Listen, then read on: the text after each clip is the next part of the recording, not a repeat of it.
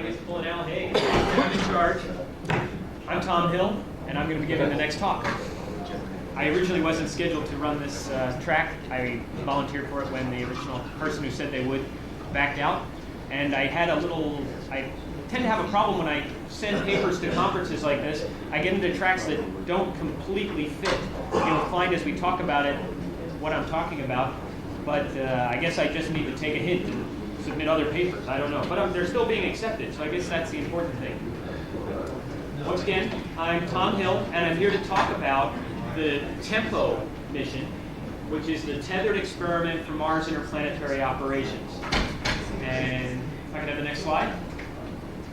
My previous Air Force experience tells me that I got to give you an overview to tell you everything I'm going to tell you, and then I got to tell you it, and then I got to tell you it again. So we're going to talk about the issue of essentially what we're talking about here is artificial gravity on the way to Mars. For a lot of people, it's a foregone conclusion that we need to travel with artificial gravity. We're going to talk about it, reasons why, things like that. Then we're going to talk about the past research. This mission, as its title implies, it uses a tether to generate artificial gravity. There is some experience we have with tethers, not all of it good. We'll do a quick review of that. And then the TEMPO concept itself. We'll talk about some design work that I've done, and then talk about the mission itself and how it plays out. And if we have time at the end, this is a small satellite mission, a very small demonstrator, something that would fly as a secondary payload. And if we have time at the end and there's interest, we'll talk about some of the reasons why small satellites are a good idea. Next slide. Okay, the issue. Anybody who says we're going to go to Mars in zero gravity says, well, now we've got people floating in zero gravity microgravity for 6 months. They're going to land on Mars. They're going to have bone decalcification, muscle atrophy, and something has to be done to deal with that. To me, the simplest answer is don't send them to Mars in microgravity. So we believe if we could send people at 1 Earth gravity, there would be essentially no gravitational effects. They would arrive as though they'd been on Earth the whole time. But we don't know where the knee in the curve is. Maybe half gravity would do well. Maybe Mars gravity, about 40%, would give them experience in that gravitational idea. I have, I've done a little thinking about the idea, how much of our daily life is based on one gravity? And how quickly will we be able to adapt to something different? Pouring a drink in 40% gravity versus 1 gravity. It might lead to some comical moments at first. But there's going to be a knee in the curve where we're going to be able to recover some of we're going to be able to alleviate some of these problems with zero gravity travel, but we don't know where that is. And another thing is, we have almost no experience in generating artificial gravity in tethers. And like I said, we have a little bit that we'll talk about in a moment.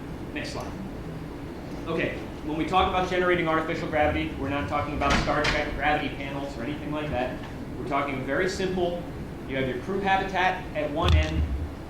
You have your departure stage that you use to send the people to Mars on the other end of the tether, and then they rotate end over end. Now, this introduces a lot of dynamics as far as how you get separated, doing a delta V on the mission. These are all things that you may have to deal with, and this mission should demonstrate the capabilities of that. Next slide. Okay, we were talking about some of these. We've got separation from the counterweight. How do you locate the tether? Do you have the crew module have to turn around after you separate? Do you keep your force of gravity going the same direction the whole time? Spin up with one active side. If you can leave that separation stage as just dead mass after it's done its job, you've got a much simpler system. Granted, the easiest way to spin up would be to have both sides pushing, and you could spin up that way. But to simplify the design, it would probably be better to push with just one side where the crew is. Now that you're spinning and you're traveling on your way to Mars, you've got to trim your trajectory a little bit. You've got to do a delta V, a change in velocity. How do you do that while you're spinning? Attitude changes or something else. If you want to really have a simple power system that doesn't involve moving solar arrays or something like that, you just want to mount them to your craft, now you're going to have to change your attitude. of your rotation vector as you travel to Mars. Something else to keep in mind. Communications. Once again, you could build a relay satellite that travels along with you, a direct line to Earth. That is one solution. There's another solution that involves a multiple data rate path. You keep one portion of your craft that you know will point at Earth as it goes around on each revolution, and you have a burst of high-speed communication at that point, and then you have a relatively low data rate throughout the rest of the rotation. So the possibility we're going to look at here. Now, if I have ever been in a room where two people agree on what happens when you separate from a spinning body, you have two masses connected by a tether, and you separate from one of them. If I've ever been in a room, I forgot to ask the question, because some people believe you're going to tumble end over end. This should be demonstratable. I'm sure it's been done somewhere. I haven't found the research on it, but that would be something else that this mission would demonstrate. And it does it all in a relatively small package. Next slide. Okay, this is a visual version of some of the things we were just talking about. The first picture up here shows our boost stage, pushing our habitat. And my initial idea was that you've got a gravitational force. When this habitat is sitting on the surface of Mars, the gravitational force, the legs would be on this side, so the gravitational force would be pulling in this direction. So you'd want to keep that consistent throughout the mission. If you have to design a spacecraft to live in two different gravitational fields, you've got a complex design challenge. So that means that you need to separate from your boost stage and then turn around. As you move away, you turn around and continue to drift apart. Should be doable. Hasn't been done. Here's the idea of the burst communications. If you could put a little antenna farm here on top of your habitat and keep Earth in your plane of rotation throughout your mission, as you're passing Earth, you can send out a burst of high data rate and receive a burst of high data rate at the same time. And then your separation dynamics are down. Next slide.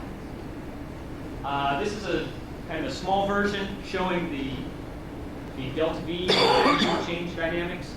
When you're spinning, you've got a momentum vector, and you should keep that momentum vector pointed at the sun. You've got your solar arrays in that direction. That would be your most efficient way to point. And then you've got delta V's you're going to want to do in this direction, and also out of the screen. And then also we have our attitude changes that I was talking about. Next slide. Okay, some past research. The earliest tether work that I know of was done actually in a manned mission. All this talk about, we got to do it unmanned first, all that sort of thing. Gemini 11 demonstrated a tether operation on one of the EVAs that connected a tether between their craft and their Agena docking vehicle. They then backed away, spun up. I don't know if that was done actively, if the Agena pulsed on the other end. I don't know that, as I said. They had some interesting responses. They didn't spin very fast, so they never generated very much of a gravitational field, but they could like hold a pen out, and if they released it, it would slowly drift back towards them. So they did generate some arctic gravity. Also, as you can see, the high-tech connection that they've got here between the tether and the spacecraft, it looks like some sort of pipe clamp or something like that. So there wasn't any dampening in the tether. So when they actually started spinning up, there was some dynamics in the tether, like a jump rope effect, that they didn't know exactly what was going on. They didn't try to spin up any faster because of it. Some of that hard connection might be part of the issue. Fast forward a couple decades, the SEDS group, the Students of the Exploration and Development, or is it exploitation? Exploration and Development. Okay. They flew a couple payloads. Actually, they flew on a couple missions that I dealt with in the Air Force, launching GPS satellites, where you have a second stage of a Delta booster here, and they connected a tether to a weighted object that then separated from there. These are views from Earth showing the connection here. They basically were demonstrating stabilization, and then also they wanted to see how long the tether could last. In a debris environment, they wanted to see how long the tether would stay in place. Do you need to talk through? Oh, okay. I'm not that fond of podiums. I feel it's a separation from my audience, but I'll do it. Okay, so we've got this this demonstration here, this actually showed that tethers can live in Earth orbit much longer than most people thought. So, and then we had the tethered satellite system, flew on the space shuttle twice. The first time they had in their deployment, they had a problem with their reel mechanism. Anybody who's gone fishing knows how that goes, and you're not on national television when that happens. But the second time it flew, it got out for a good long way. There they were trying to develop power. They were trying to see how much energy, how much electricity could be generated by pulling a conducting tether through Earth's magnetic field. Unfortunately, there was a flaw in the construction of the tether. There was an arc within it that melted the material, and there was a loud thud heard throughout the space shuttle, which I'm sure led for a few panic moments. But everybody was okay, and they actually demonstrated some other dynamics of tethers by changing the orbit of the space shuttle and changing the orbit of the tether because they separated from their common center of mass. Next slide. Essentially, the TEMPO concept is an artificial gravity demonstrator that flies as a secondary payload, and the whole idea is that you build it for much less than the actual launch cost. The last time I checked, secondary payloads were going for on the order of $2 million if you kept them small. Next slide. Here's a schematic of an exterior view. You've essentially got a counterweight. This would simulate your booster stage. You've got two tethers leading up to the top of the spacecraft, solar panels on all sides because you don't know exactly how you're going to get separated. You've got thrusters on the four sides here, and a high gain antenna and a low gain antenna. And let's see, I've got some details in the next slide. Go ahead. Inside, you've got a pressurized cylinder. We'll talk about what's pressurizing that in a moment, and then some electronics as well. These diagrams are built on a prototype, a non-functional prototype that I built that I have a picture of a little later. Next slide. Oh, there it is. That's a non-functional prototype there. I built that in my dad's garage. He's got a lathe and a milling machine. It's kind of cool to put models together of things that you're thinking of. The thruster pens are shown here, and then it's the tank is inside. We'll talk about it here since it's visible. This is about on the order of a 1/4 scale model.